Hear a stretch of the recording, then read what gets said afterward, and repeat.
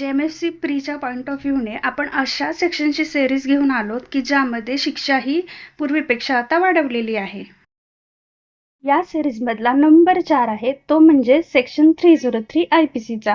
जर एखाद्या गुन्हेगाराला लाईफ इम्प्रिझनमेंटची शिक्षा ऑलरेडी दिलेली आहे आणि त्यांनी जर तुरुंगात असताना खून केला तर त्याला शिक्षा ही डेथ होती, म्हणजे फाशीची शिक्षा ही देण्यात आली होती. पण मिथू वर्सेस स्टेट ऑफ पंजाबमध्ये ती शिक्षा व्हायोलेटिव्ह ऑफ आर्टिकल 14 आणि 21 आहे असं सांगितलं आणि ती रद्द केली. ते अनकॉन्स्टिट्युशनल त्याला जाहीर केलं.